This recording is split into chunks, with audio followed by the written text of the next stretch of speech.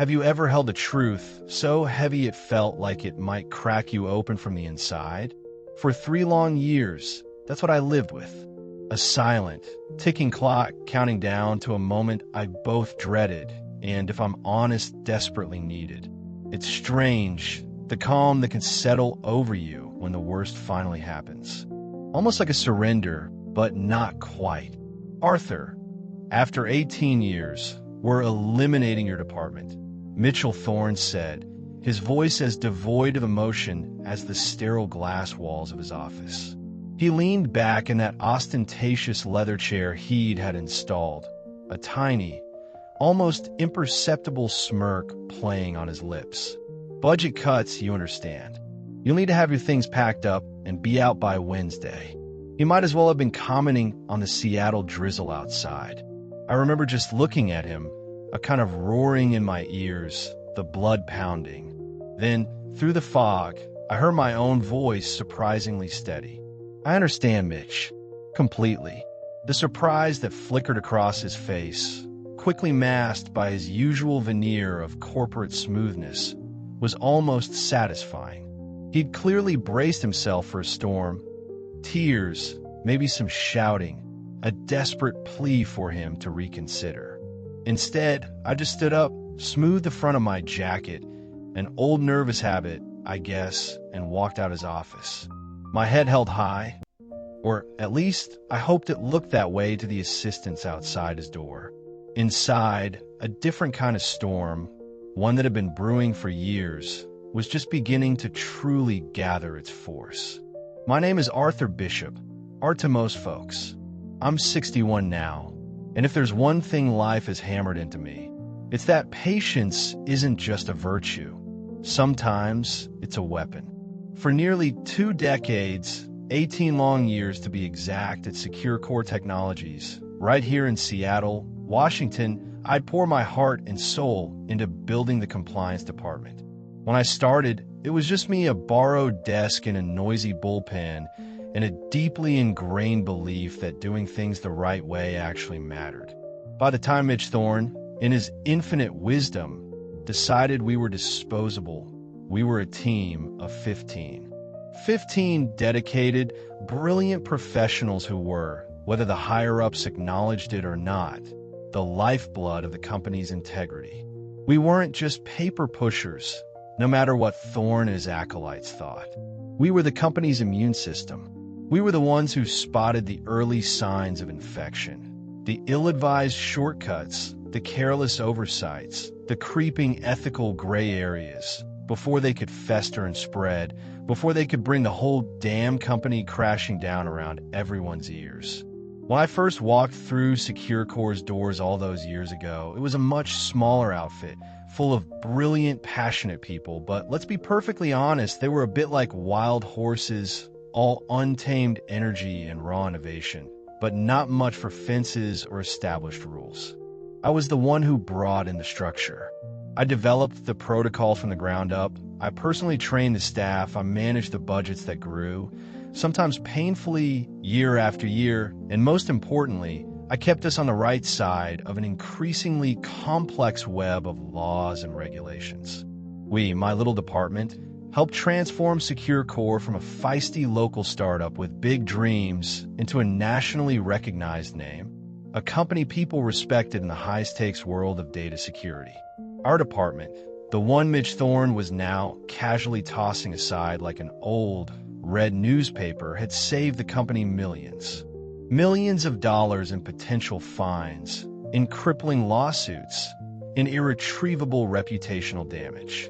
And he just axed us with less thought, less consideration, than he'd probably give to changing his lunch order at that fancy downtown club he favored.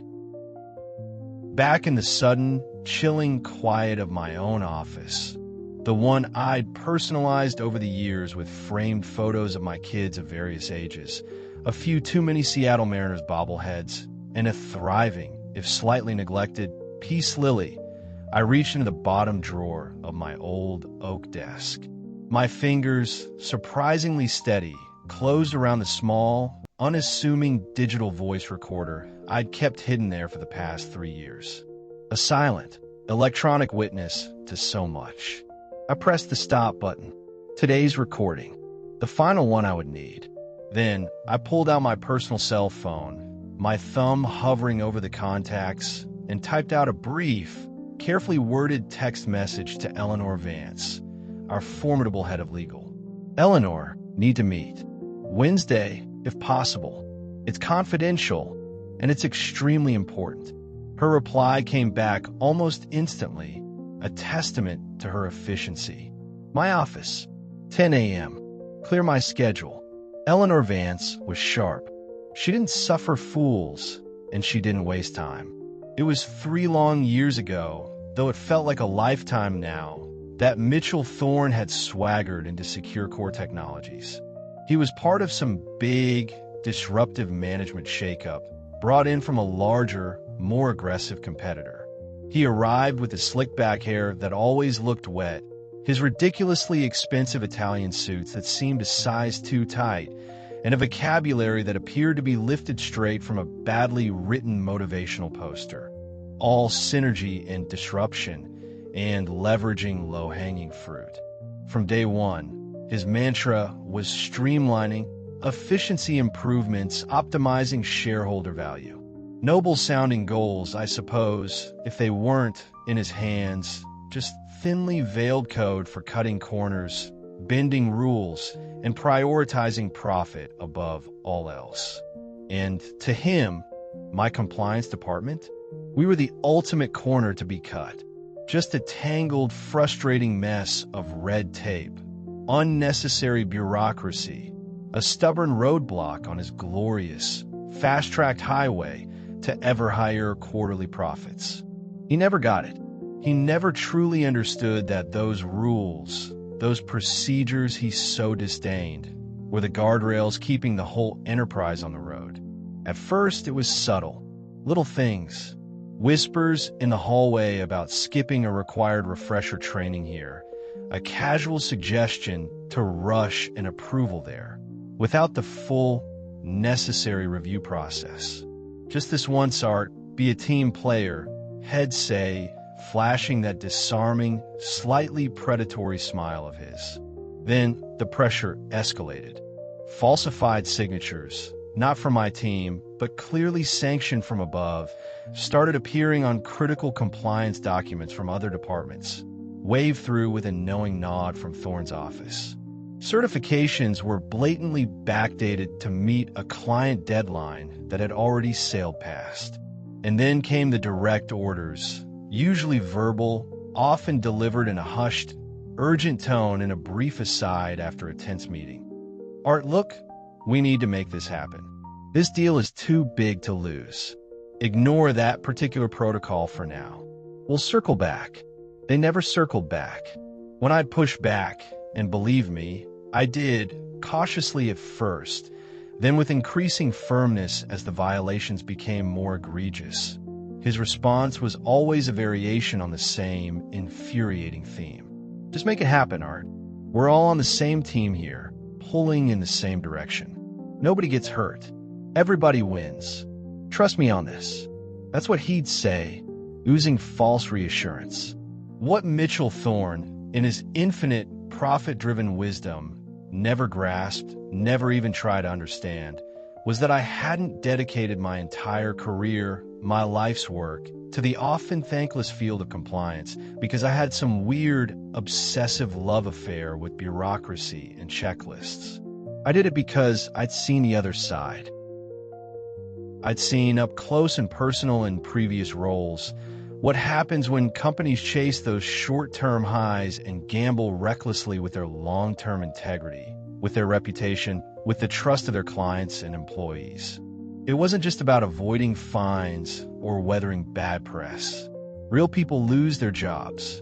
Good people, hardworking people. Their lives, their families get turned upside down, sometimes shattered beyond repair. And yes, sometimes people actually do get hurt. So I started documenting everything, every directive to cut a corner, no matter how seemingly small or insignificant it seemed at the time. Every veiled request to fudge a report or look the other way. Every falsified document I caught wind of through my network of contacts within the company.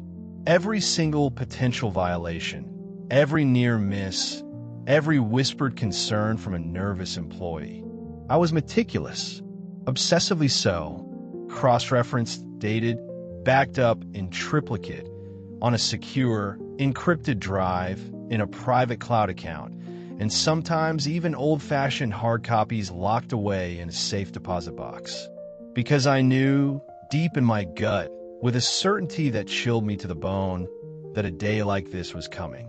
A day when Mitch Thorne, emboldened by his string of perceived successes, would finally decide that my department, the very conscience of the company, was just too inconvenient an obstacle, too much of a drag on his ambitions to tolerate any longer. And now he'd finally made his move. You know, growing up, my family wasn't wealthy by any stretch. We were solid, salt-o'-the-earth, blue-collar folks down in Tacoma. My dad, he worked at the shipyards. 40 long, hard, grinding years he gave that company. His hands were permanently calloused, his back always a little stooped. He was 6 months, just 6 short months, away from his full pension finally vesting when they laid him off.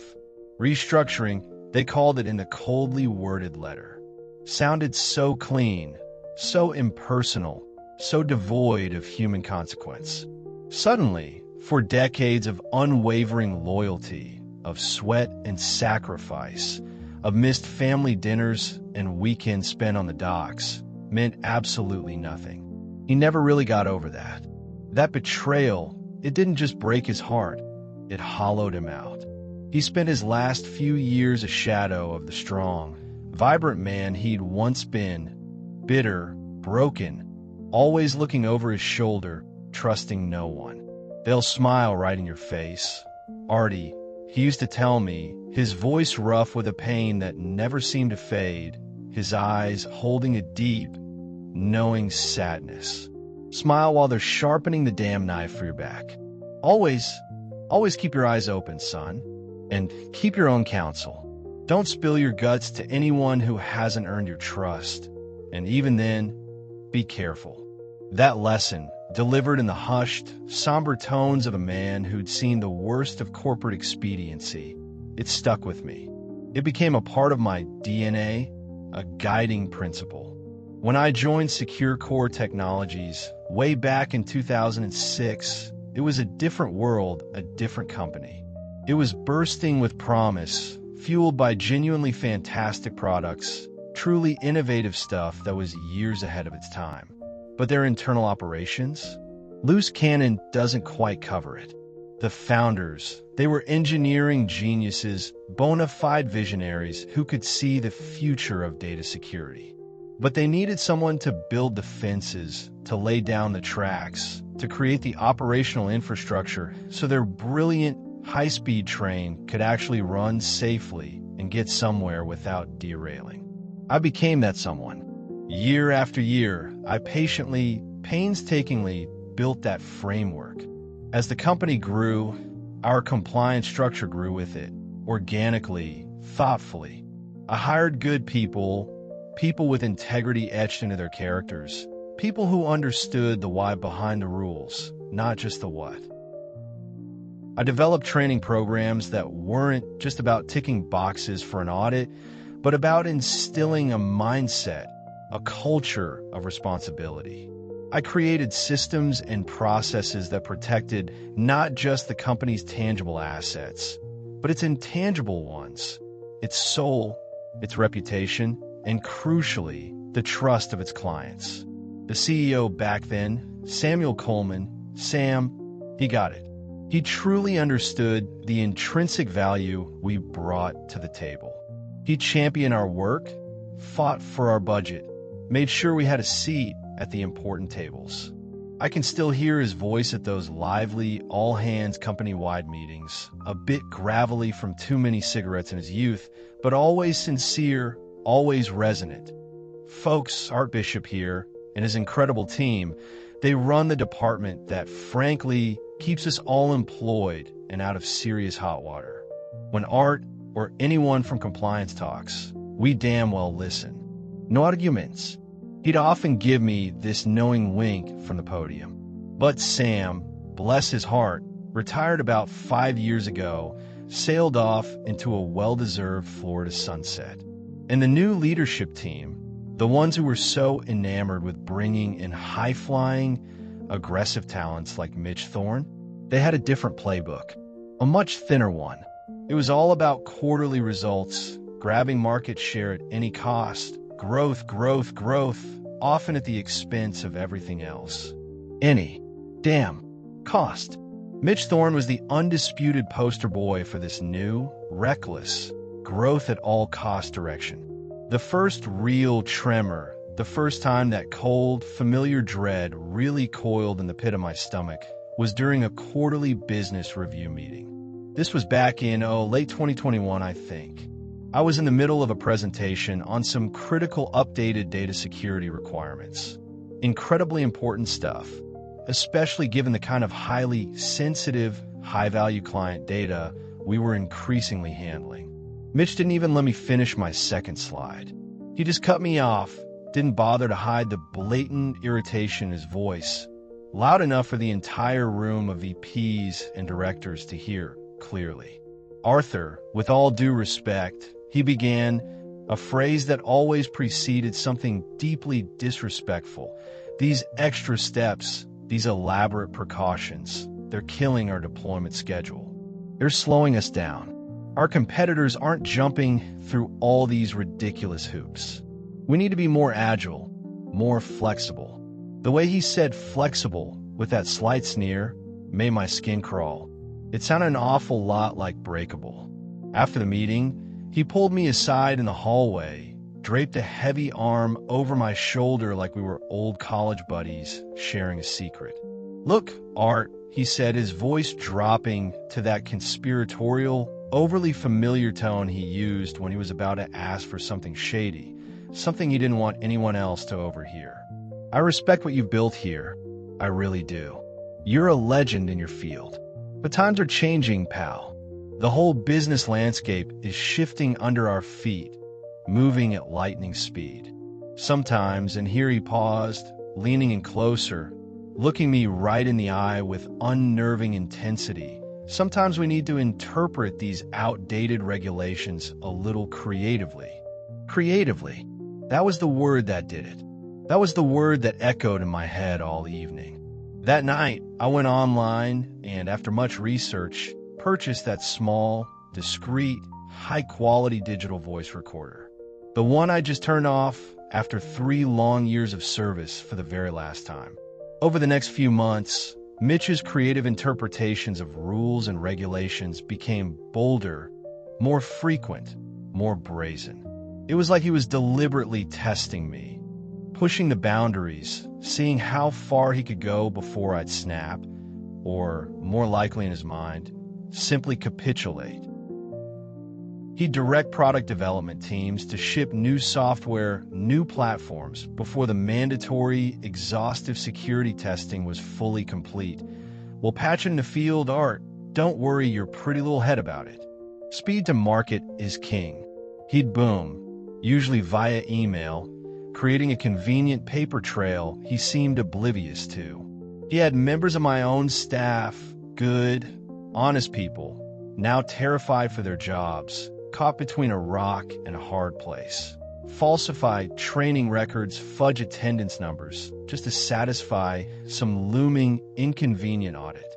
He personally, brazenly, signed off on critical compliance certifications, attesting under penalty of perjury to reviews he couldn't possibly have performed, not with the sheer mountain of complex technical paperwork involved and the nanosecond he typically spent just glancing at the cover page before scrawling his illegible signature. In every single violation, every unethical directive, every whispered threat from one of his lieutenants, every forced signature on a document I knew was a lie, it all went into my growing file. My secret, meticulously organized archive of his malfeasance. I wasn't trying to be vindictive, not primarily, anyway. I was first and foremost trying to protect myself, trying to protect my team.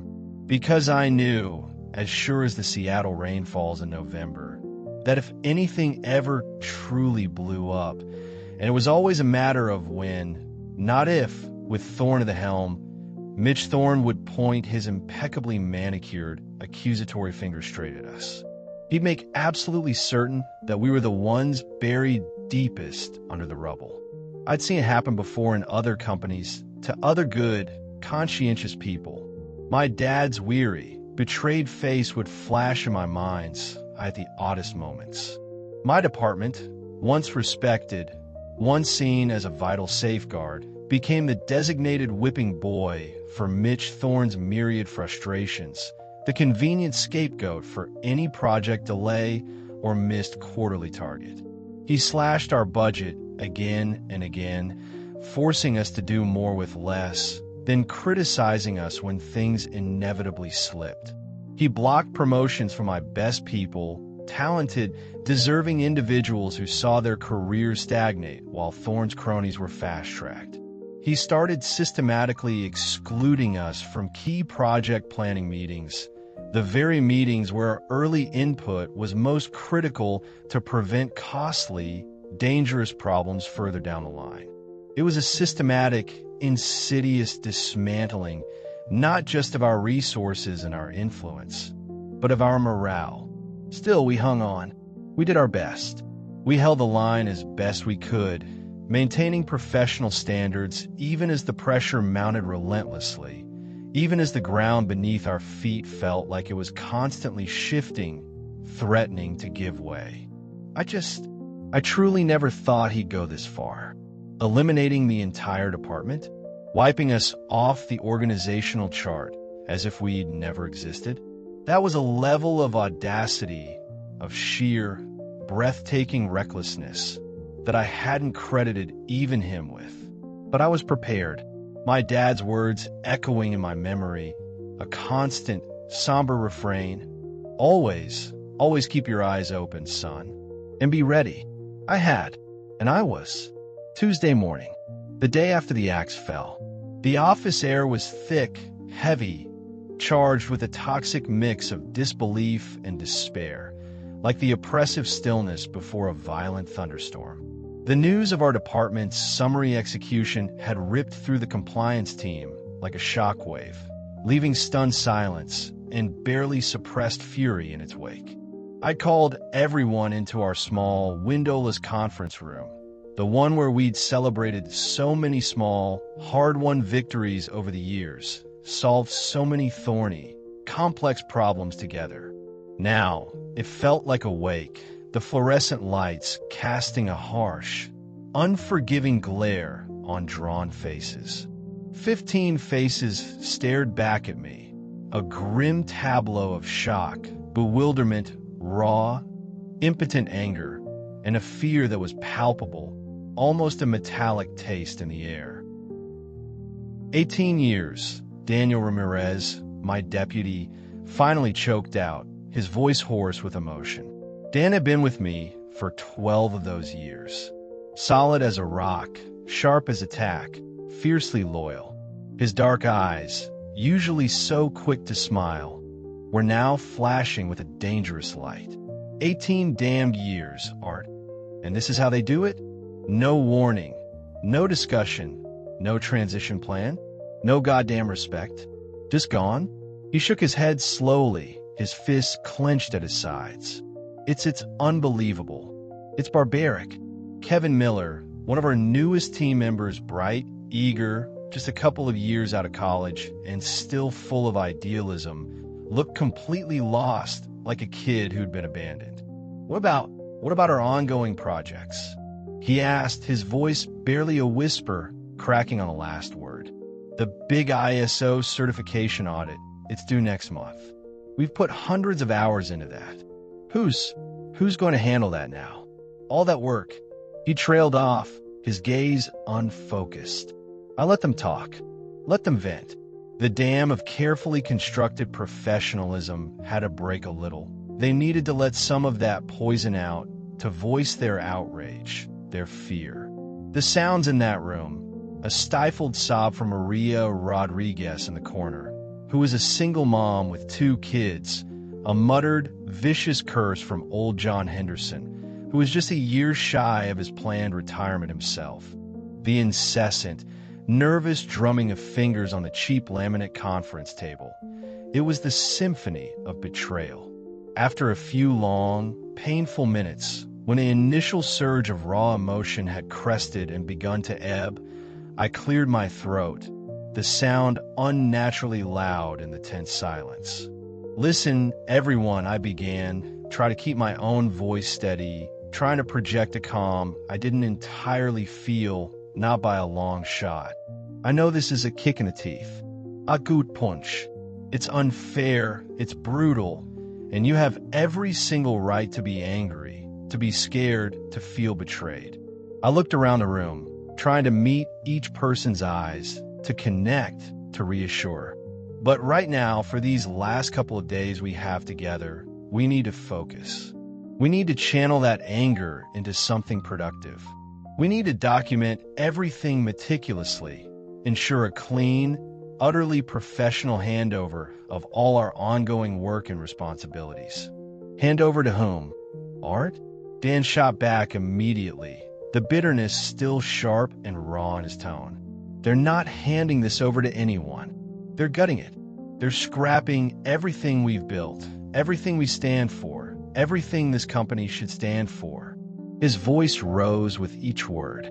I met his furious gaze, held it, didn't flinch. "Dan, I understand your anger. I share it.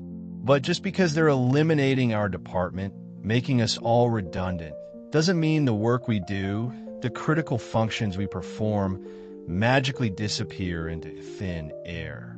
The legal obligations, the regulatory requirements, the ethical considerations, they don't just vanish because Mitch Thorne wishes they would. Someone, somewhere in this company, whether they know it yet or not, is going to have to pick up these pieces. And they're going to be woefully unprepared. They're going to need our documentation, our process guides, our institutional knowledge. They'll be flying blind, navigating a minefield without it. They looked skeptical, beaten down, their faces etched with disillusionment, but they trusted me. They'd always trusted me, even when the news was bad. So we spent that long, grim, emotionally exhausting Tuesday doing just that. Organizing thousands of digital files, mountains of paperwork, creating detailed, step-by-step process guides for complex tasks that we knew inside and out, tasks that would soon be orphaned. Preparing handover notes that were probably far more comprehensive, far more professional than our phantom, unknown successors deserved. And through it all, I wore my mask of calm, unflappable professionalism. Inside, though, it was a different story. My emotions were a damn roller coaster, lurching from disbelief to a white-hot, seething anger. An anger so intense, it almost scared me with its ferocity, and then, gradually, settling into something else.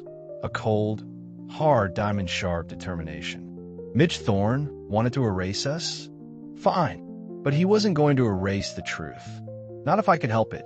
During what passed for a lunch break, a stale, tasteless sandwich eaten hurriedly at my rapidly emptying desk while staring blankly at a computer screen that now felt alien, I slipped out of the office. I had a quiet, off-site meeting arranged with Chris Franklin from IT Security. Chris was a good guy, smart, principled, one of the few people outside my own department who genuinely understood the precarious tightrope we walked every single day. He'd been an invaluable, if discreet, ally over the years, often backing me up in those increasingly tense, behind-closed-doors disagreements with Mitch Thorne and his inner circle of yes-men. We met at a small, bustling, noisy cafe across the street from the gleaming Secure Core office tower, the kind of place where you could have a sensitive conversation without being easily overheard. "Art, man, I heard what happened," Chris said as soon as we sat down at a secluded booth in the back, his expression a mixture of genuine sympathy and barely concealed outrage. He pushed a steaming coffee towards me. Dude, it's insane. Pure un'adulterated insanity. The auditors, the regulators, they're going to have an absolute field day, a feeding frenzy, when they find out there's no dedicated, independent compliance function anymore. This isn't just unprofessional, it's corporate suicide. That's assuming they discover it right away. Chris, I replied, stirring my coffee slowly, watching the dark liquid swirl like my own turbulent thoughts. My guess? Thorne's probably planning to try and distribute our myriad responsibilities across a dozen other departments, many of which are already overworked and unqualified. Make it look like everything's covered on paper, you know? A classic case of smoke and mirrors, hoping no one looks too closely. Chris shook his head, a wry, disgusted smile playing on his lips. Classic Thorne. Eliminate the actual expertise, then just slap some fresh paint on the rotten wood and call it renovated. All window dressing, no substance. I leaned in a little closer, lowering my voice despite the cafe's cheerful din. Chris, I need a favor. A big one. And it needs to be completely off the books, strictly between us. This is critical.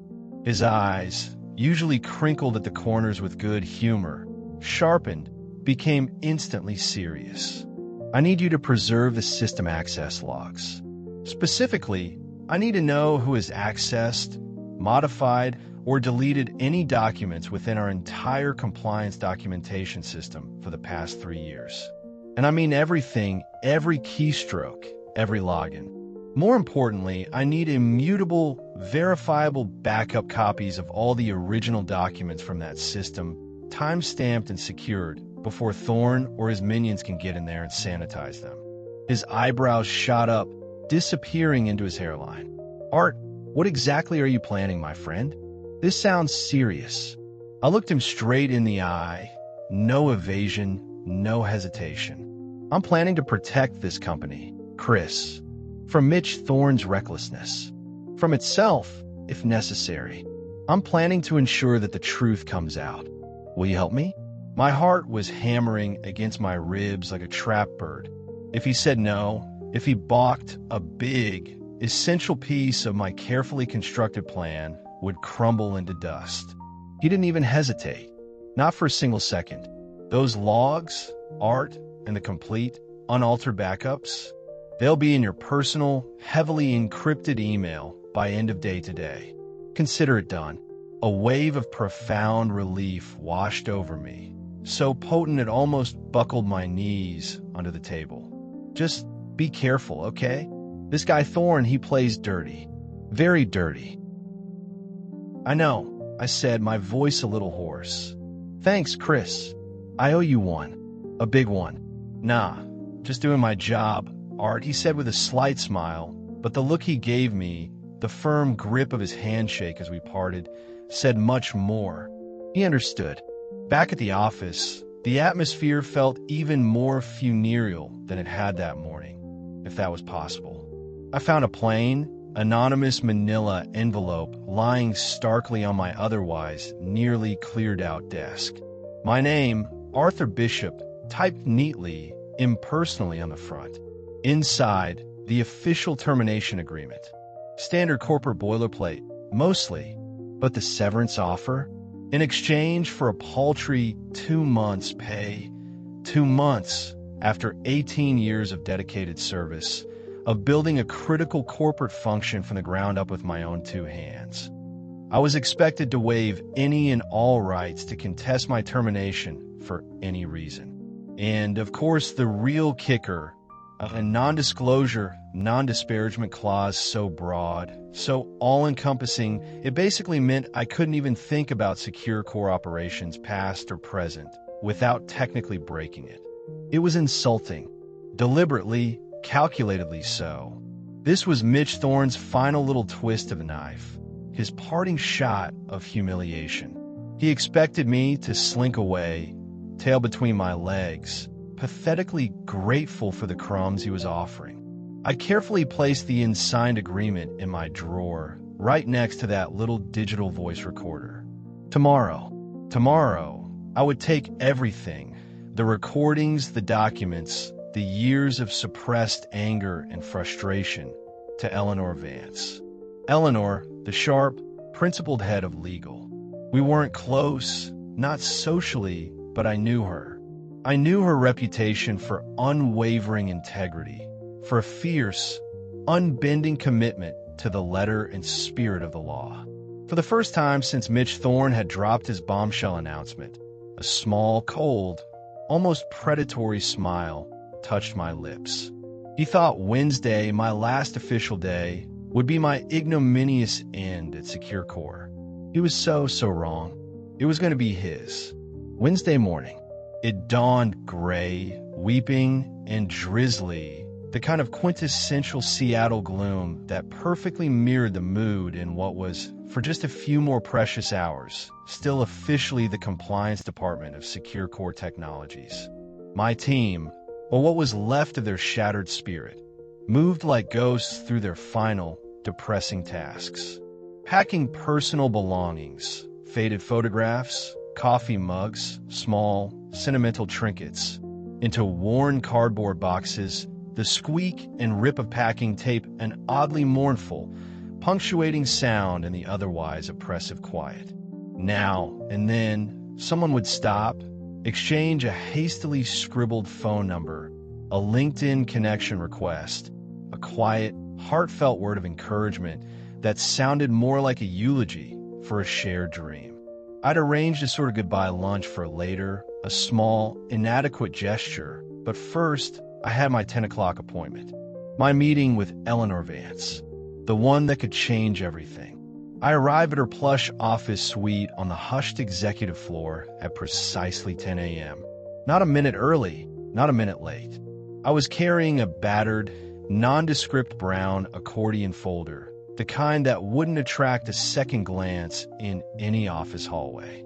It felt heavy in my hand, not just with the physical weight of paper and a flash drive, but with the crushing, emotional weight of 3 long years of secrets, of meticulously gathered evidence, of silent, mounting dread.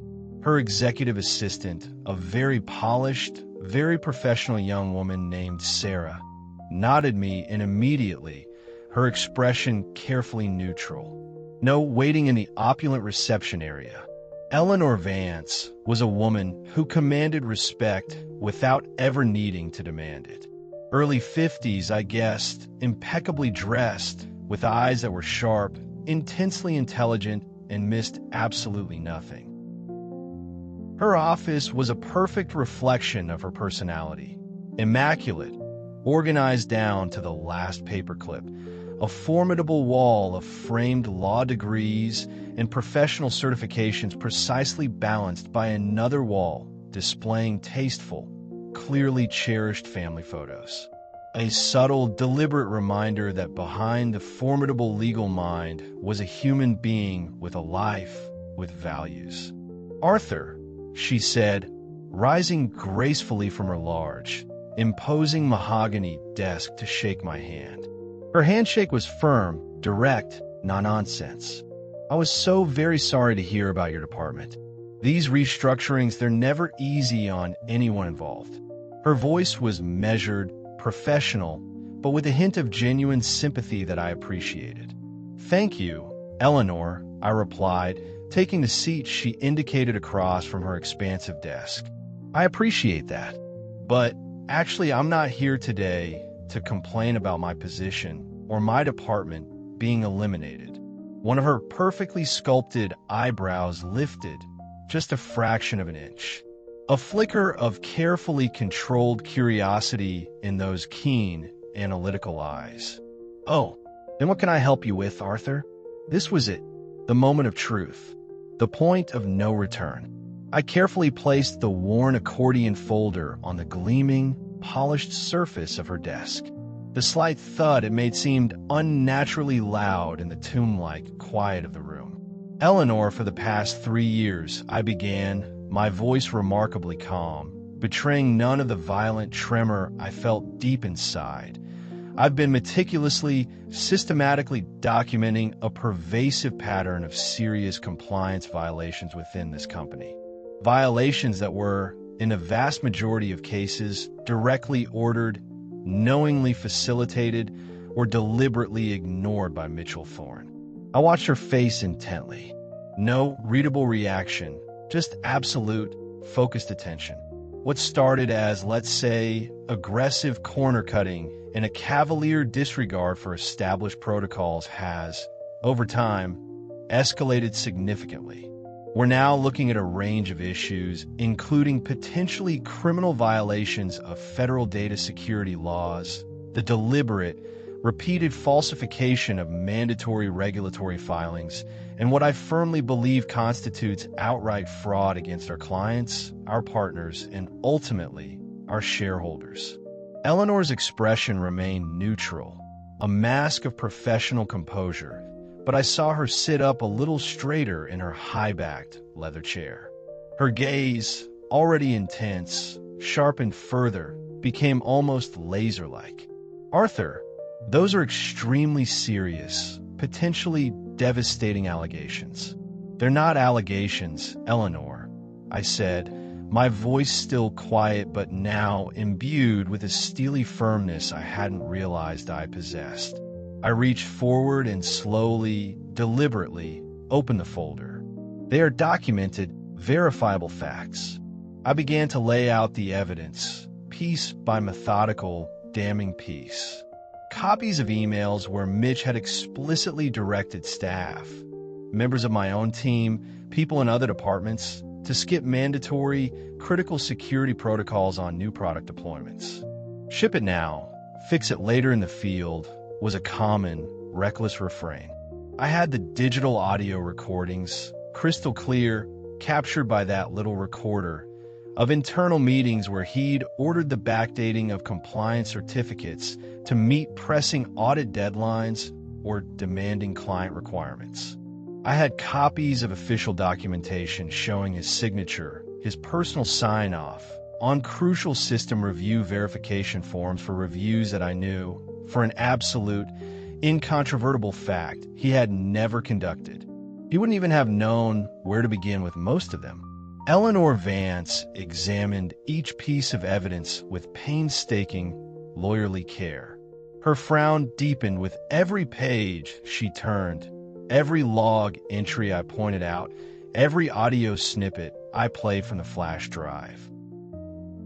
When she reached the section detailing the egregious violations in the handling of highly sensitive client data, particularly data belonging to several large, lucrative federal government contracts, she looked up sharply, her eyes like chips of blue ice.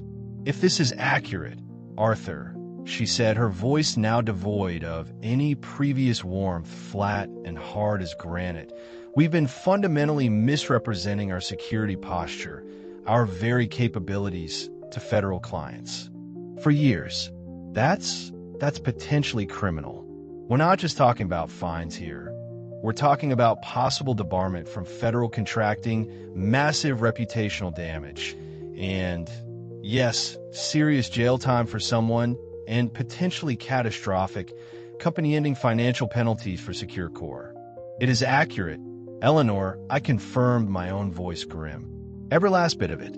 I've included the original regulatory requirements for each instance, Mitch's explicit directives to bypass or ignore them, and the concrete, irrefutable evidence of false certifications that were submitted not only to those federal clients, but also to various state and federal regulatory bodies." She leaned back slowly in her chair, her fingers steepled, tapping her pen almost imperceptibly against the expensive leather blotter on her desk. The silence in the room stretched, thick and heavy with unspoken, terrifying implications. "Why bring this to me now, Arthur?" she finally asked, her gaze unwavering, searching. "Why not sooner? Why let it go on for 3 long years if it was this serious?" It was a fair question.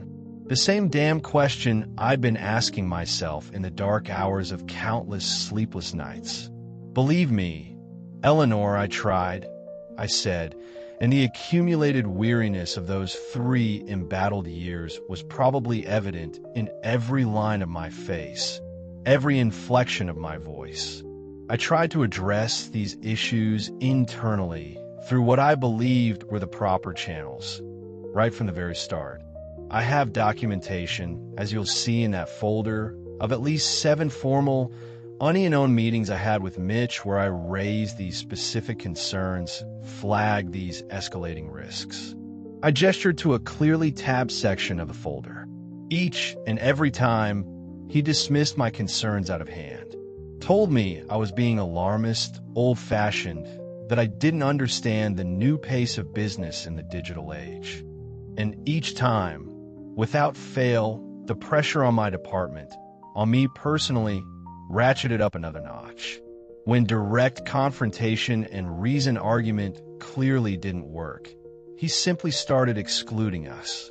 We were systematically cut out of critical project review loops, denied access to necessary information, effectively sidelined and neutered from the very processes we were mandated to oversee and protect.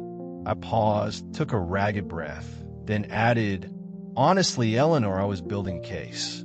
A case so overwhelming, so irrefutable, that it couldn't possibly be ignored or dismissed. I was planning to bring all of this to you next month, right after our annual internal compliance audit was scheduled to begin. The summary elimination of my entire department, my entire team, it accelerated the timeline, didn't it? I see, Eleanor said softly, her eyes still fixed on the damning contents of the now-closed folder. She sat in complete silence for what felt like an eternity, though it was probably only a minute or two. I could almost hear the gears turning in that sharp, formidable legal mind of hers. You understand, Arthur, she said finally, her gaze locking onto mine, unwavering, intense. I'll need to verify all of this, independently and immediately. Of course, I replied without hesitation. I expect nothing less. Everything is organized, cross-referenced by incident number, with all supporting documentation clearly marked and easily accessible. The flash drive in the folder contains all the digital audio recordings, plus additional electronic evidence, spreadsheets, internal memos, presentation decks, that sort of thing. Chris Franklin and IT security can independently confirm the authenticity of all the system access logs and the backed-up original documents. He's already preserved them securely, off-network. She nodded slowly, processing. Then she asked a question that, for some reason, caught me completely off guard. What do you want from this, Arthur? What's your desired outcome here? What are you hoping to achieve?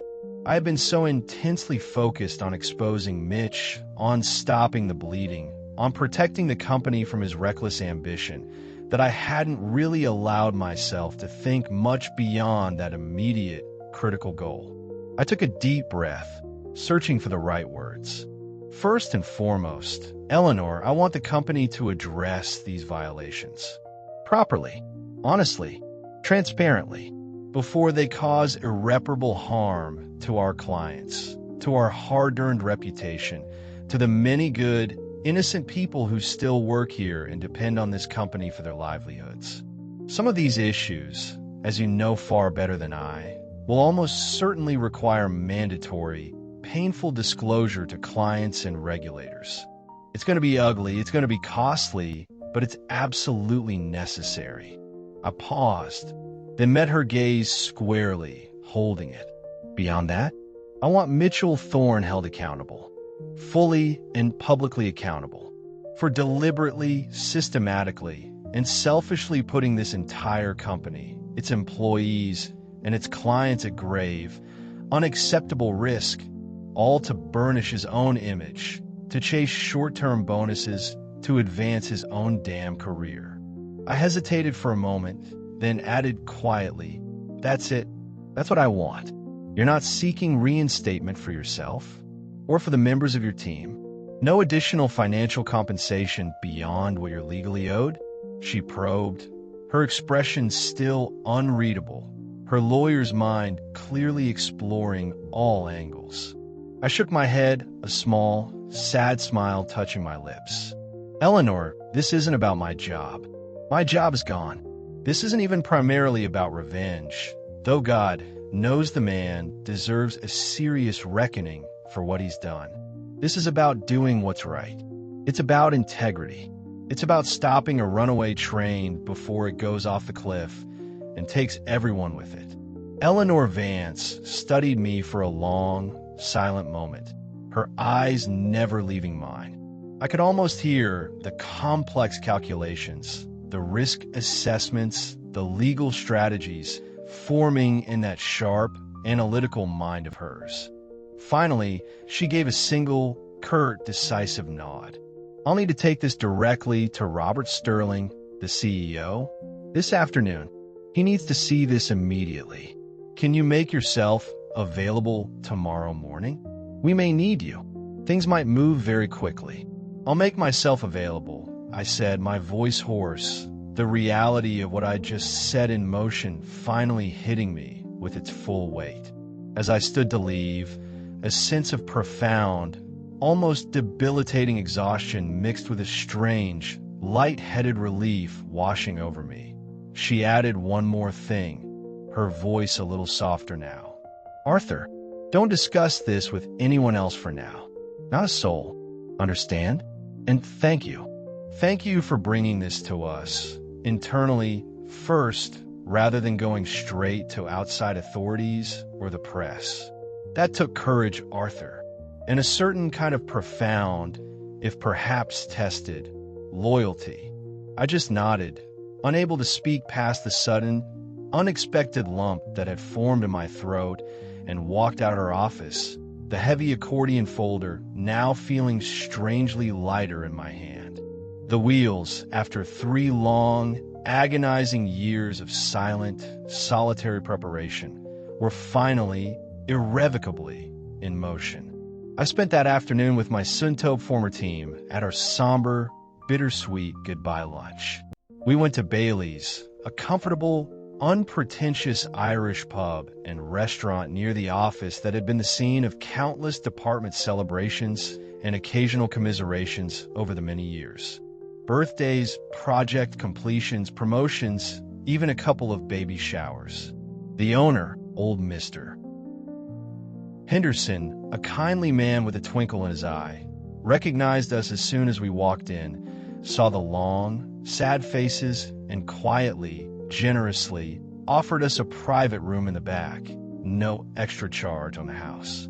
A small kindness in the grand scheme of things, but it nearly broke through the carefully constructed dam of my composure. As we sat there, picking listlessly at our food, sharing a few forced hollow laughs over old, happier memories, exchanging awkward, heartfelt promises to stay in touch that we all knew, deep down, were unlikely to be fully kept in the chaotic aftermath of job searches and new beginnings. A sharp, unexpected stab of guilt twisted in my gut.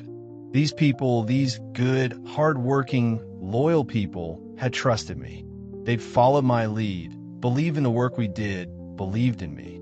And now, their careers were in limbo, their futures clouded with uncertainty, all because of one man's arrogance and my inability to stop him sooner.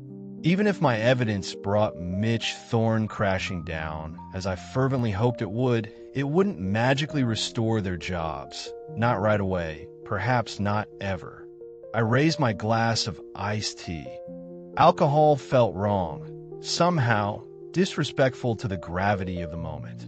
I just want to thank all of you, I said, my voice thicker, more emotional than I intended. The work we've done together, it's been important, truly important, even if it wasn't always recognized or appreciated by everyone in this company. A few wry, knowing smiles flickered around the table at that pointed understatement. I am incredibly, deeply proud of what we accomplished as a team, often against significant odds. And I have absolutely no doubt, not a shred of doubt, that each and every one of you will go on to do great things, to find success and fulfillment wherever you land next.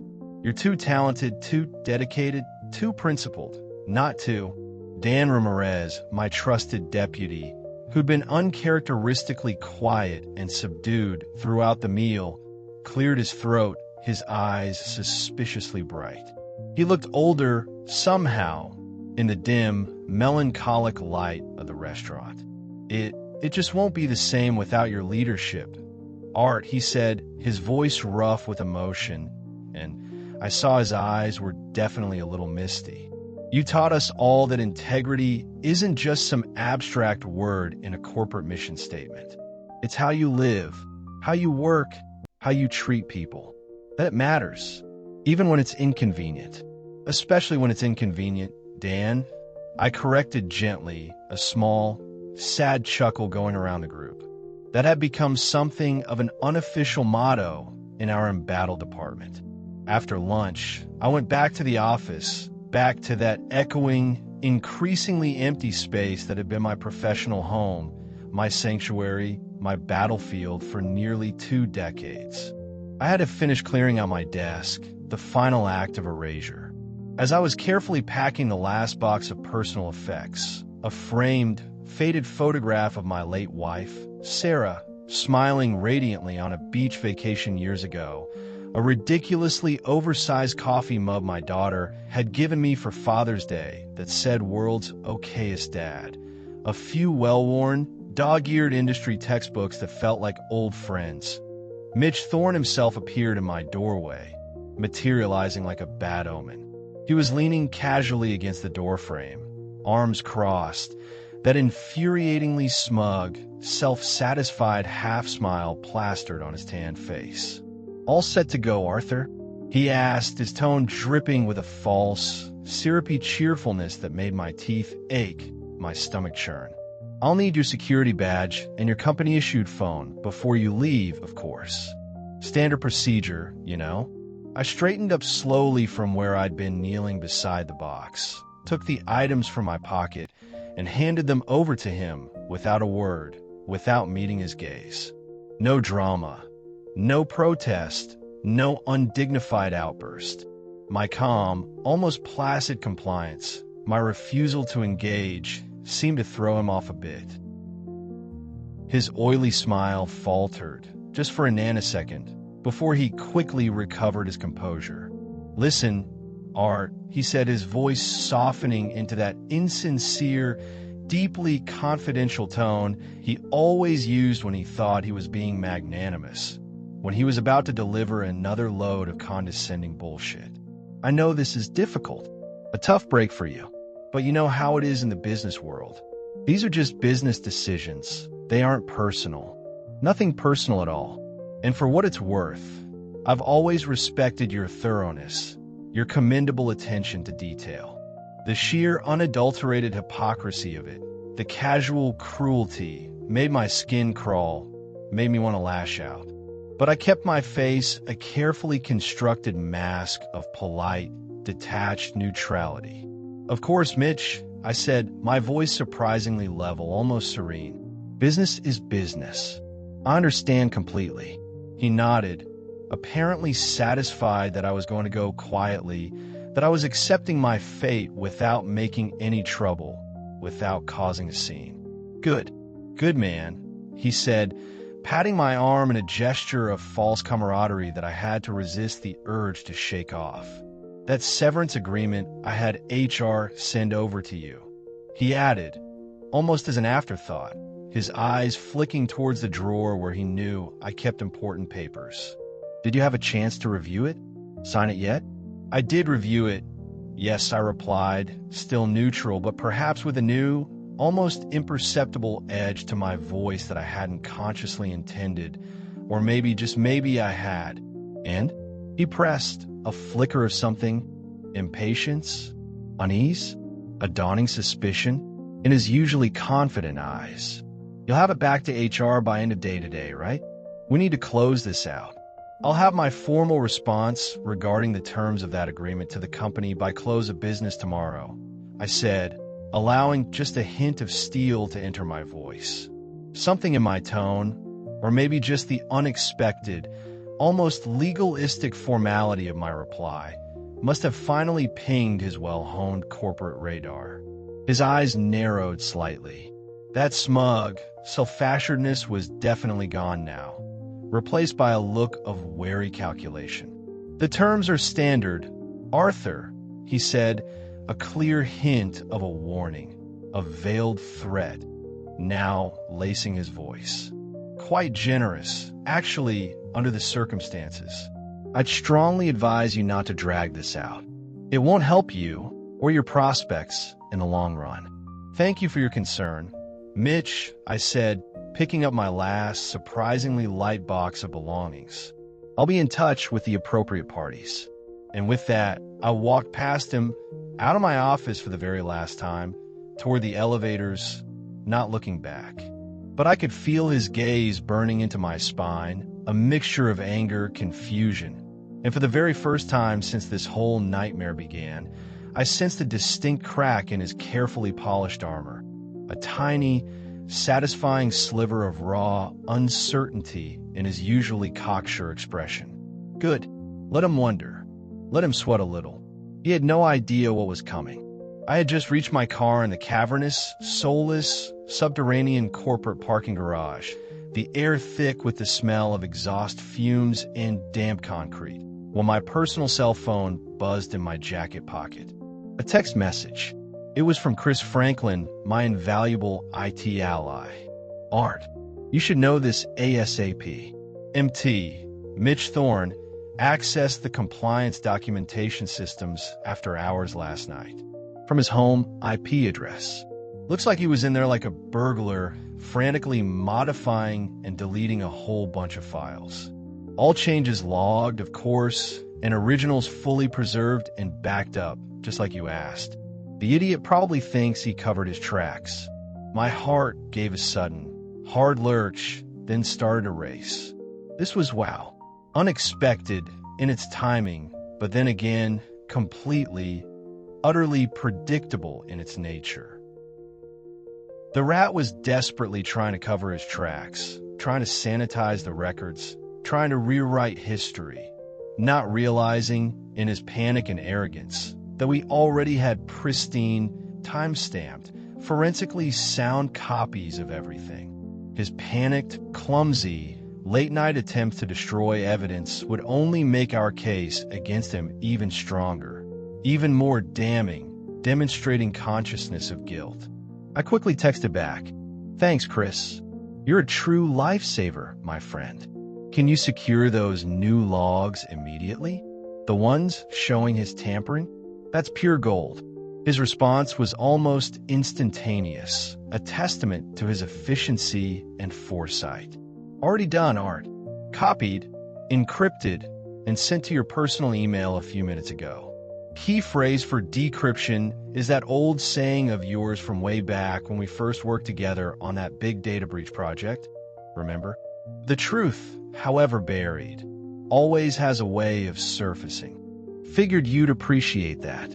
I actually smiled, a genuine, if tired, smile. I did remember.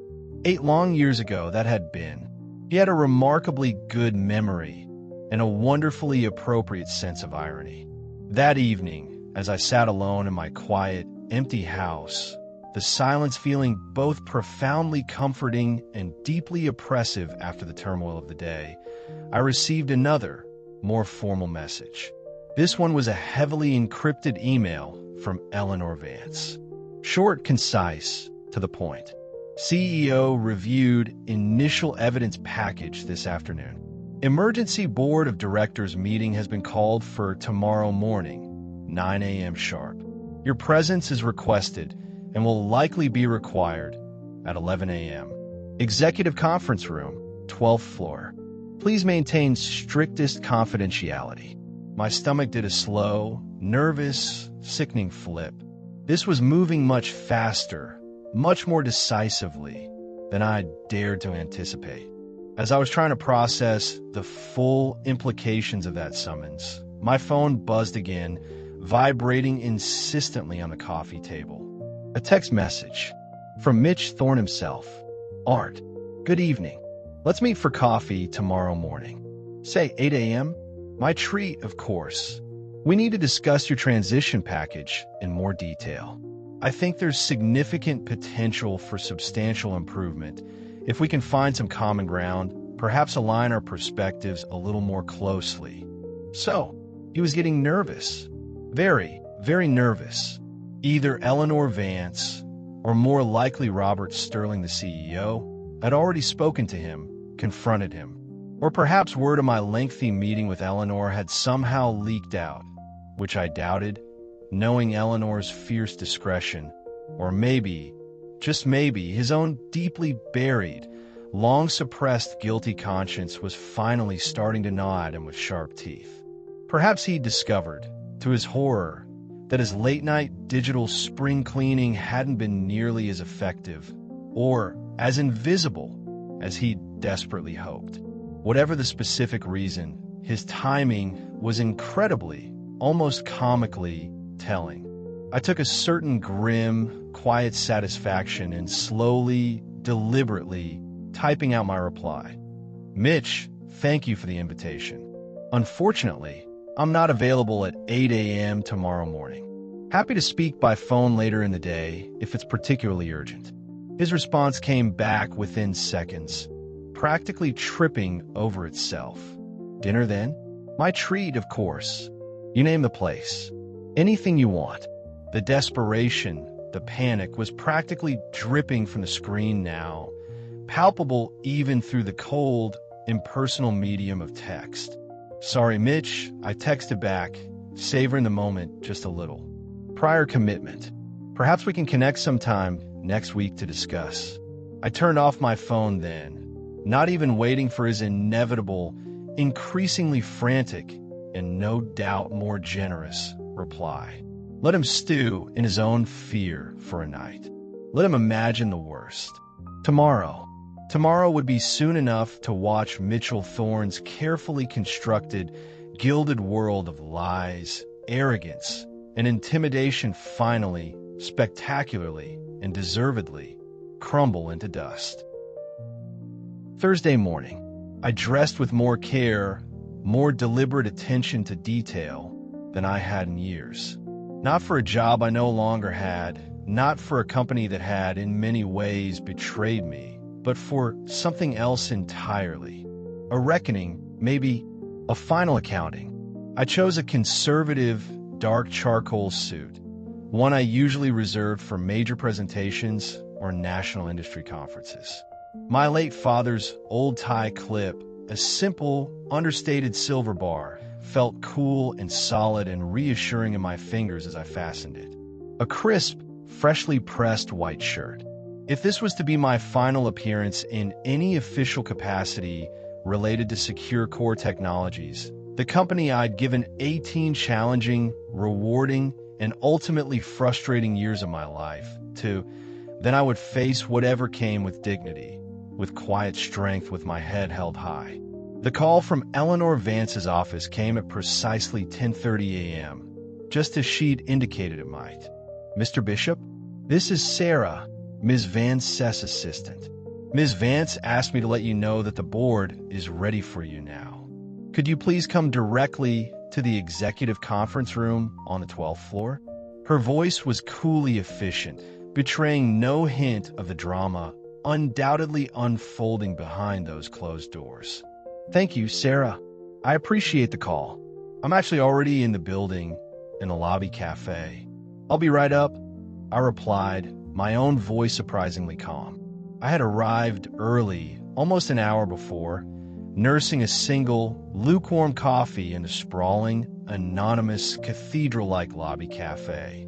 From there, I had a discreet, strategic vantage point to observe the comings and goings, a little impromptu reconnaissance. I'd seen Mitch Thorne arrive at around 7:45, looking, well, uncharacteristically disheveled would be a monumental understatement. His usually immaculate, slick-back hair was slightly mussed, his expensive silk tie was noticeably crooked, and there were dark, puffy circles under his eyes that even his perpetual, artificial St. Tropez tin couldn't quite hide. He practically sprinted for the executive elevator, his usual confident swagger completely absent, no customary glad-handing with the security guards or lobby staff.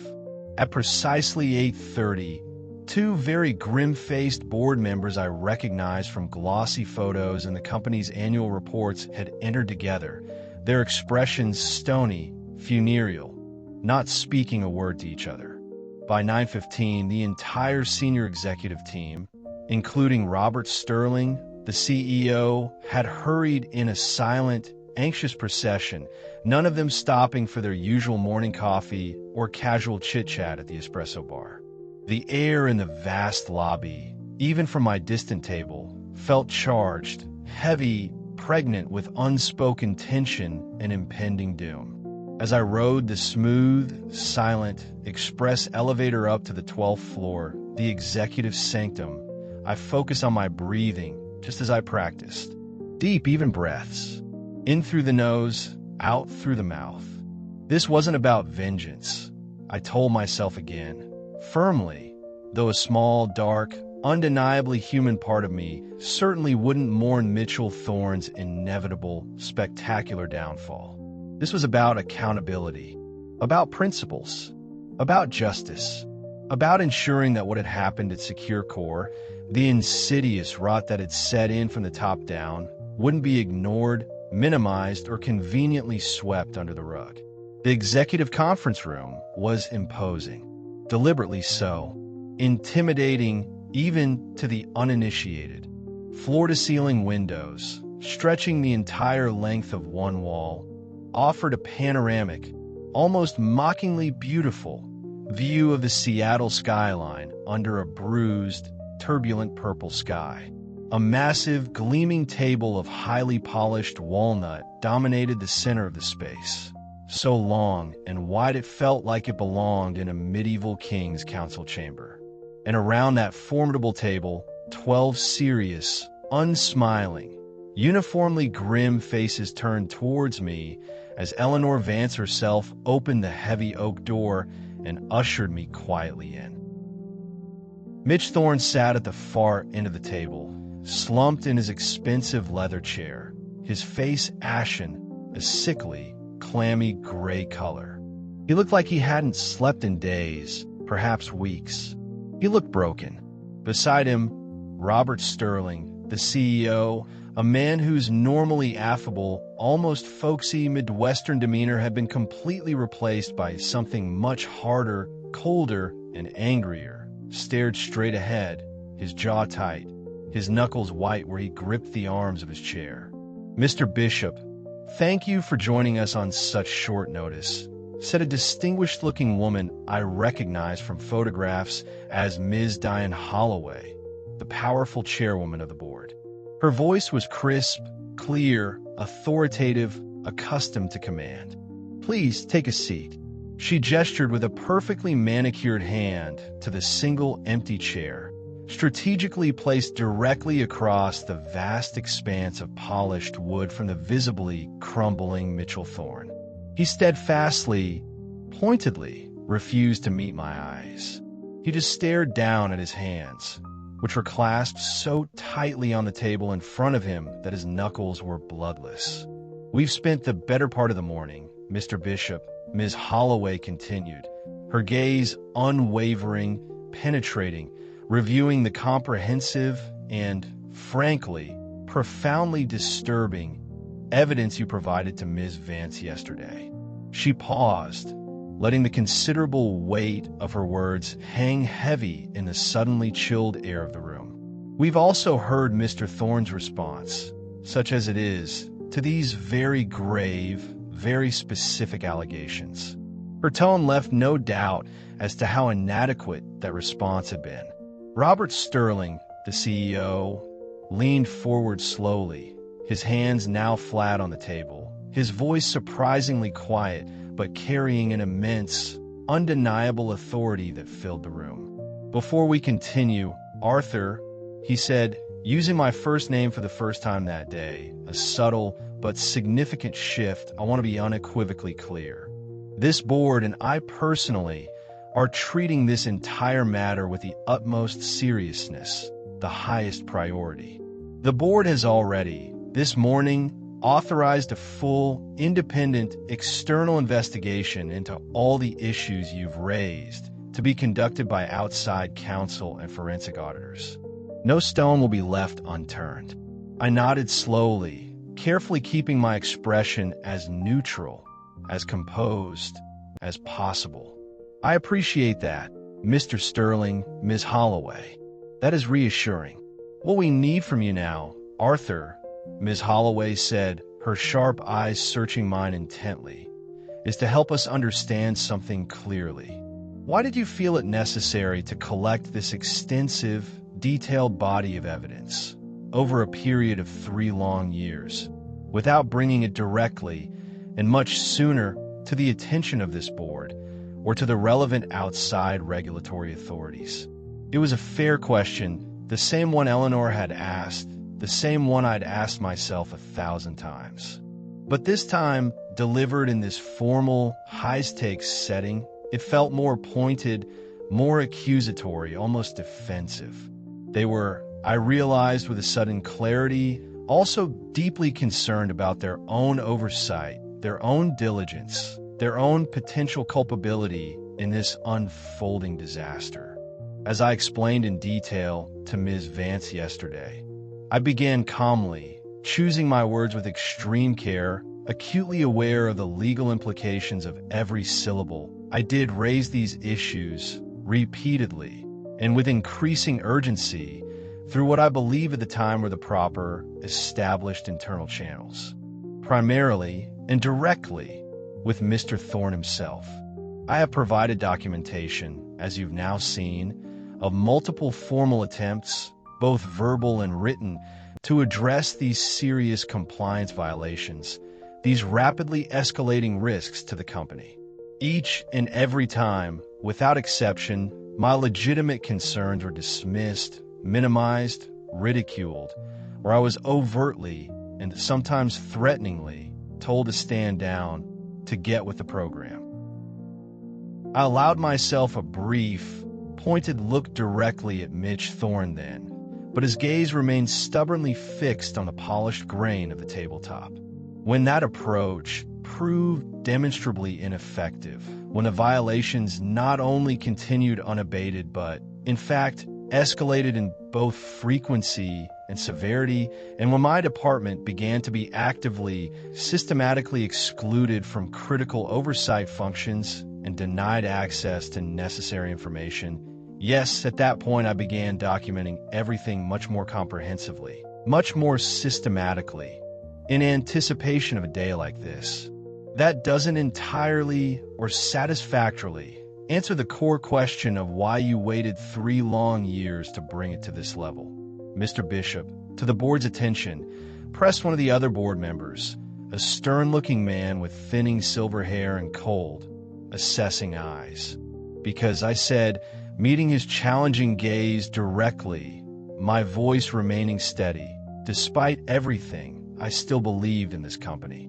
I hoped, perhaps naively in retrospect, that these serious issues could somehow still be resolved internally, that Mr. Thorne would eventually recognize the grave dangers he was courting and voluntarily correct his course before it became absolutely necessary to take such a drastic, potentially damaging step as this.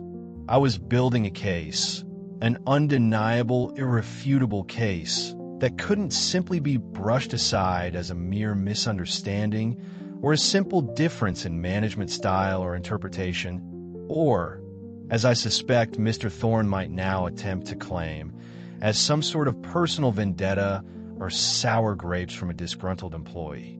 I paused, letting that sink in. And frankly, gentlemen, ladies, I was also trying to protect my team and myself from the inevitable vicious retaliation that I knew, from long and bitter experience, would almost certainly come if I made such serious accusations without absolute, incontrovertible documented proof. Mitch Thorne finally, explosively, spoke then, his voice tight, strained, almost a panicked croak, his face mottled with anger and fear.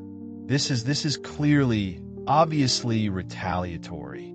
A complete fabrication, a tissue of lies. Bishop was bitter.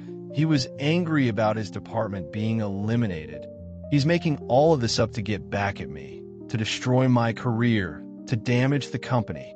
He was half risen from his chair, gesticulating wildly. Before I could even begin to formulate a response to his desperate, sputtering outburst, Eleanor Vance interjected, her voice cool, precise, and cutting as a shard of ice.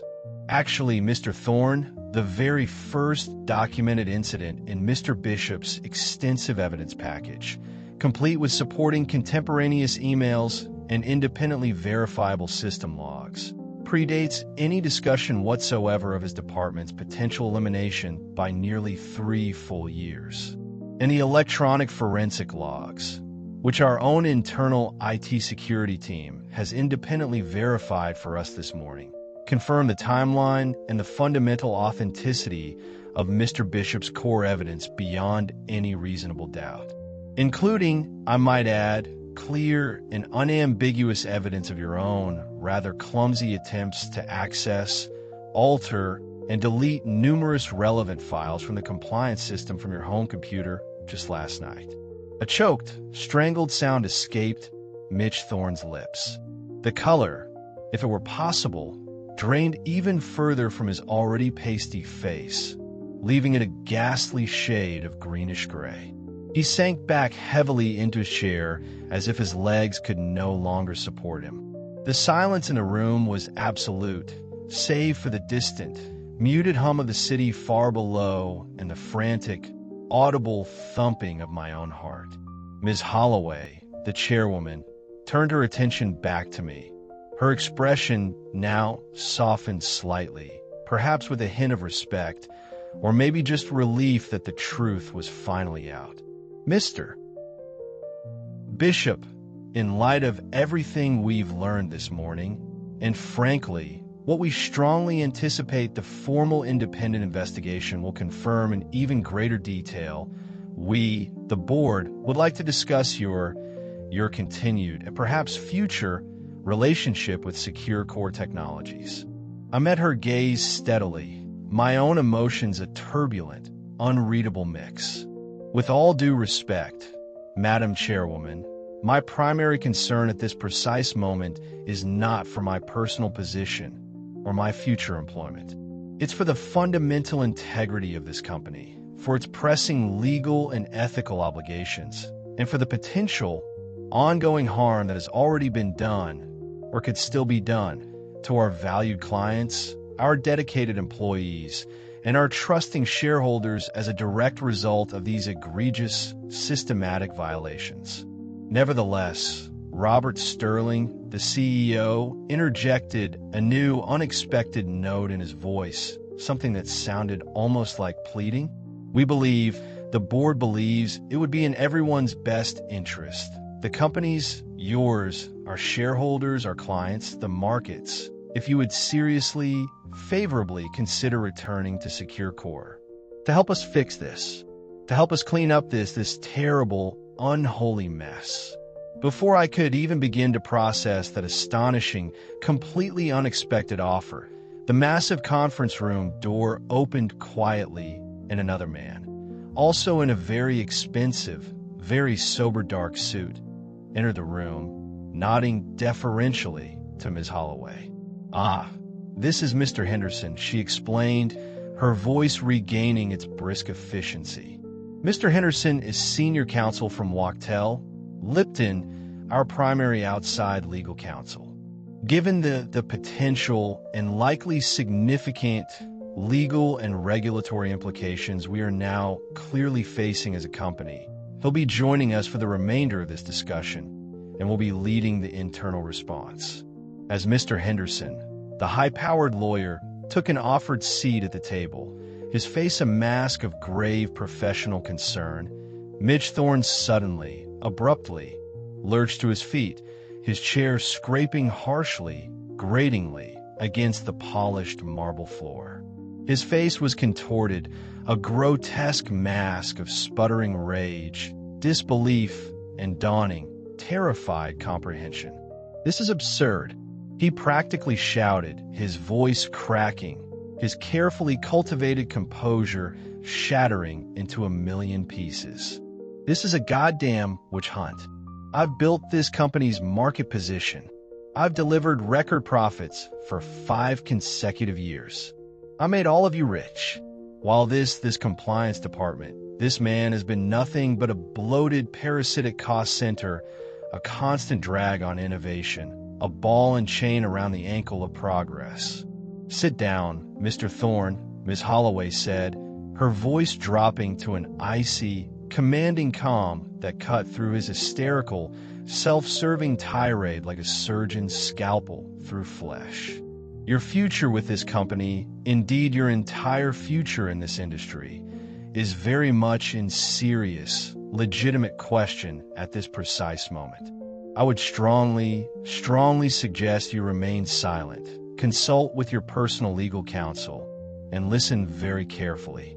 I watched, almost clinically, with a strange sense of detachment, as the full, crushing realization finally seemed to dawn on Mitchell Thorne's rapidly paling face. The bluster, the arrogance, the years of carefully cultivated defiance, it all just crumbled away, like sand castles before an incoming tide. He sank back heavily into his chair, looking suddenly small, deflated, utterly defeated. This wasn't a meeting to manage a problematic employee, as he might have arrogantly, naively thought just hours before. This wasn't just another corporate damage control exercise he could spin his way out of. This was the beginning of his end. My father's weary, knowing words came back to me then, not with the old bitterness, but with a kind of sad, profound clarity. "They'll smile right in your face, Artie, while they're sharpening the knife." Mitch Thorne had done a whole lot of smiling over the past 5 years. Now, the bill for all that smiling was finally coming due. 1 week later, one incredibly long, surreal, exhausting, and yet somehow strangely exhilarating week later, I sat once again across from Robert Sterling, the CEO, in his spacious, now somewhat somber and subdued corner office. He was reviewing the preliminary, yet devastating, findings of the emergency independent investigation the board had immediately commissioned. The news was not good for Secure Core Technologies, and it was utterly catastrophic for the now disgraced Mitchell Thorne. The investigators, a crack team of no-nonsense forensic accountants and hard-nosed corporate lawyers from Mr. Henderson's firm, had moved with astonishing, almost frightening speed and efficiency. Their initial confidential report, Robert informed me, his face grim, was even more damning, more wide-ranging than the already considerable body of evidence I had painstakingly presented. Mitch Thorne's systematic violations, his deliberate, arrogant circumvention of established controls and ethical norms, extended far beyond just my old compliance department. It had infected, like a malignant cancer, nearly every aspect of the company. Product development cycles, sensitive client contract negotiations, even crucial aspects of quarterly financial reporting. He'd left a slimy, indelible trail of deceit and malfeasance throughout the entire organization. The board has voted unanimously earlier this morning to terminate Mitchell Thorne's employment with Secure Core, effective immediately for cause, Robert informed me, his voice tired but firm, resolute. We've also, on the urgent advice of outside counsel, begun the painful but necessary process of self-reporting the most egregious violations to all relevant state and federal regulatory authorities. And we've initiated confidential, proactive contact with those clients most directly and negatively affected by the data security misrepresentations and contractual breaches. I nodded slowly, absorbing the news, feeling not a sense of triumph or even vindication, but a profound, bone-deep, almost physical relief. The runaway train wreck had been averted, or at least the worst of the inevitable wreckage was now being actively, responsibly contained. That's the responsible approach, Robert, I said quietly.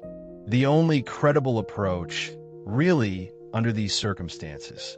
We'd like you to come back, Art, he said, leaning forward across his desk, his expression earnest, almost beseeching. And not just back to your old role or your old department. We want you to head up a newly created, significantly expanded, and fully empowered compliance and ethics division for the entire global enterprise. With greatly expanded authority and resources, a direct, unfiltered reporting line to the board's audit committee, and a permanent voting seat on the company's executive leadership committee. Carte blanche, essentially art to rebuild, to reform, to restore trust and integrity to this organization. The offer was staggering. Professionally, it was everything I could have ever wanted and more. Complete and utter vindication on a silver platter. But, to my own surprise, I hesitated. What about my team? I asked, my voice quiet but firm. The 15 loyal, dedicated people Mitch Thorne so casually, so cruelly threw to the curb without a second thought? We're extending unconditional offers of immediate reinstatement to all 15 members of your former department, Robert assured me quickly, anticipating my concern. With full back pay for the interim period, increased responsibilities and new titles were appropriate, and substantial compensation adjustments to reflect their true value and the critical importance of their roles. The board and I personally now recognize very clearly, very painfully, that eliminating the compliance function was not just short-sighted. It was an act of gross corporate negligence, bordering on malpractice. That's putting it mildly. Robert, I observed a hint of the old dryness, the old weariness creeping back into my voice. He had the grace, the decency, to look genuinely embarrassed, almost ashamed. You're right, Art. Absolutely right. And Art, I should have listened more closely to you. I should have been more attentive, more receptive to the serious concerns you tried so hard, for so long, to raise over these past few years. I let him persuade me, against my better judgment, that you were being overly cautious, resistant to necessary change, an impediment to progress. For that, for my own profound lack of judgment, for my failure of leadership, I sincerely, unreservedly apologize. I considered his offer, the palpable sincerity in his apology, the easy path, the comfortable path, the professionally gratifying path, would be to accept without hesitation, to return to the company I knew, to the vital position I had built from scratch, to continue the work I was so passionate about, now with unprecedented support, authority, and resources. But something fundamental, something deep within me, had shifted, had irrevocably changed during those 3 long, isolating years of silent struggle, and especially in this last, tumultuous, clarifying week. Robert, I said after a long, contemplative pause, I deeply, truly appreciate the offer and your apology, more than you can possibly know. But I need some time to consider it. Some real time. This past week, this whole agonizing ordeal, it's been clarifying for me in ways I didn't expect, in ways I'm still processing. He looked surprised, clearly taken aback, perhaps even a little disappointed, but he nodded slowly, respectfully. Of course, Art. I understand. Take all the time you need. The offer stands. It will remain open indefinitely. As I left his office a few minutes later, I walked past what had been Mitch Thorne's grand, opulent corner suite. It was already being systematically cleared out, stripped bare. Anonymous workers in gray overalls were carefully, impersonally, removing his ostentatious nameplate from the door, boxing up his expensive personal effects, erasing his presence from the company he had so nearly destroyed. 3 senior executives, men who had studiously, pointedly avoided my gaze and practically sprinted past me in the hallways for the past few difficult years, now smiled tentatively, nodded respectfully, even offered a quiet, almost deferential, "Good to see you back in the building, Art." Word, it seemed, had spread with the speed of light in the corporate jungle. The king is dead. Long live the king. Or, in this case, the compliance officer.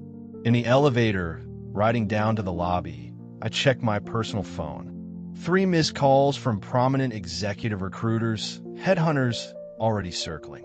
And a text message from Dan Ramirez, my loyal former deputy. Art. Emergency team meeting at Bailey's, 5 p.m. My treat this time. Some of us have some big, exciting news to share. You in? Hope so. A slow, genuine smile spread across my tired face. My team, they were already moving forward, landing on their feet, resilient and resourceful, with or without secure core technologies. And as the elevator doors whispered open onto the bustling main lobby, I realized with a sudden, surprising, almost giddy sense of lightness that I was too. 6 months later, I stood at a polished wooden podium, looking out at a sea of attentive faces in a packed, cavernous ballroom at the National Compliance Officers Conference down in Dallas, Texas. My keynote speech, which I provocatively titled Ethical Guardianship in an Age of Relentless Acceleration, had apparently struck a deep chord. It had drawn a capacity crowd, standing room only at the back, a testament to the anxieties and aspirations of my peers in this challenging profession. Compliance, I said, nearing my conclusion, my voice amplified by the steady off-tart sound system, but still I hoped, feeling personal, intimate, isn't just about memorizing an ever-expanding list of arcane rules and complex regulations, about diligently ticking boxes on an endless series of checklists. It's about fostering, nurturing, and championing a robust corporate culture where doing the right thing isn't seen as exceptional behavior, as something noteworthy or heroic, but as the baseline expectation, the absolute norm. Where integrity isn't just a department siloed off in a remote corner of the org chart, but a deeply embedded, universally shared value that permeates every decision, every action, every interaction, from the boardroom to the mailroom, from the CEO to the newest intern. The applause that followed was sustained, heartfelt, genuinely gratifying. But even more meaningful to me, more validating, were the countless nodding heads I saw throughout the vast audience. The knowing looks exchanged between seasoned professionals who understood, intimately, viscerally, the daily battles, the often thankless challenges, the moral compromises of trying to uphold ethical standards in corporate environments relentlessly, often ruthlessly, focused on speed, profit, and cutting corners at any cost. Afterward, during the crowded, noisy networking reception, a young woman, probably just a few years into her compliance career, her eyes bright with a mixture of idealism and determination, approached me, a welcome copy of the conference program clutched in her hand. "Mr. Bishop," she said, her voice earnest, "your story, what happened to your former company, it's been such a profound inspiration to so many of us in the field, especially those of us just starting out. The way you stood your ground, the way you fought so courageously for your principles, even at great personal and professional risk. It's what this profession should be all about. You're a hero to many of us." "Thank you," I replied, genuinely touched by her sincerity, by her youthful passion. "That's very kind and very generous of you to say. But remember," I added, leaning in slightly conspiratorially documentation, Even the most meticulous, comprehensive documentation, without courageous, timely action at the right critical moment, is ultimately just glorified record-keeping. The hardest part, the part they don't, and perhaps can't, teach you in textbooks or certification courses, is knowing when to act decisively on what you've gathered, and how to do so effectively, ethically, and with the greatest chance of success. She nodded earnestly, her expression thoughtful, absorbing my words. I'd love to learn more about your new consulting practice, Mr. Bishop, if you happen to have a card. My new consulting practice, Bishop Integrity Advisors. After much soul-searching, many sleepless nights, and long conversations with my family, I had politely but firmly declined Robert Sterling's generous, tempting offer to return to SecureCore in that greatly enhanced role. Instead, I'd taken a terrifying, exhilarating leap of faith and launched my own independent firm. Small, specialized, intensely focused on helping companies not just achieve compliance, but build robust, authentic, sustainable ethical frameworks, moving them beyond mere superficial compliance checkboxes towards a genuine culture of integrity. And to my surprise, and frankly, my profound delight, we were already thriving. We had major clients across 4 states, a growing waiting list of others eager to engage our services. And in perhaps the most ironic, the most unexpected, and ultimately the most deeply healing twist of all, SecureCore Technologies, under Robert Sterling's now genuinely reformed and deeply committed leadership, have become our biggest, most important client.